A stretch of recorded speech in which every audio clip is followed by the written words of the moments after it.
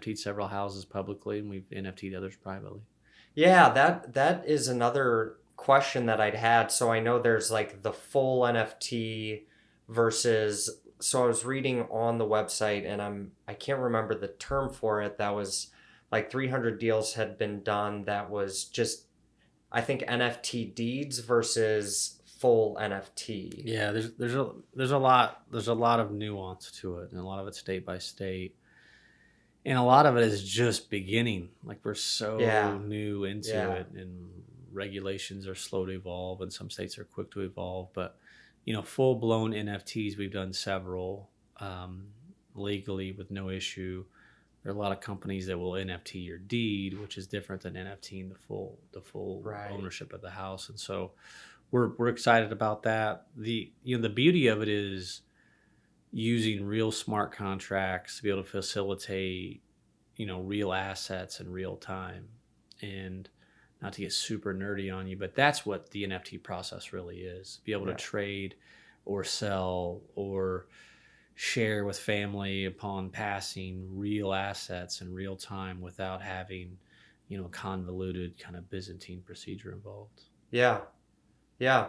It's exciting. I mean, it's not going to revolutionize day-to-day real estate anytime in the foreseeable future, but there will be a time when blockchain becomes more incorporated into municipalities and less custodialized data, where it will be all houses are sold as NFTs on chain, wallet to wallet, with a stable coin, probably US stable coin, in real time. And that'll happen well within your career. I think it'll Yeah. happen relatively quickly. I really do. And Yeah. it won't be based on the volatility of crypto, because the beauty of blockchain and the volatility of crypto are completely separate things. Yeah.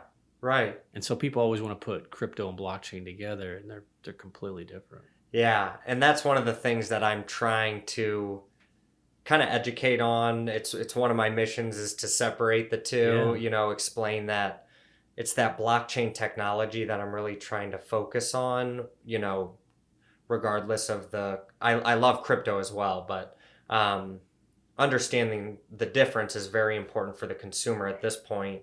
And I think maybe even more important for the municipalities or the powers that be, which I guess would bring me to my next question. What do you think is the biggest hurdle to getting this blockchain based real estate world to the mainstream, where it's, whether it's the CBDC being introduced, or just does the chain come first or the CBDC come first?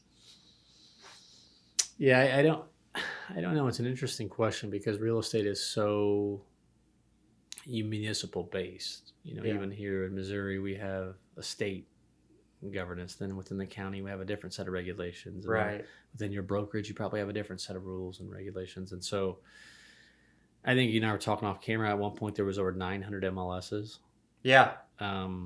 which at one point made sense when we printed the books, and we had to make sure that the people were selling the right houses to the right plat. Right.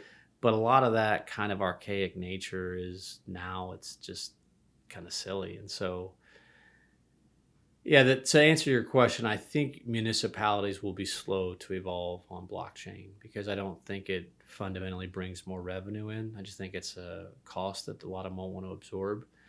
I think mortgage companies and DeFi lending will start to use blockchain. A lot of them already have. We work with several of them. Title companies will be kind of somewhat in the middle.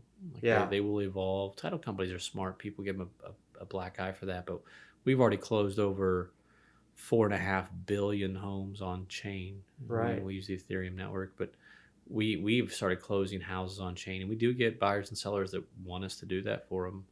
But I think it's in the foreseeable future where municipalities will say, okay, hey, here's an open chain, close everything on here.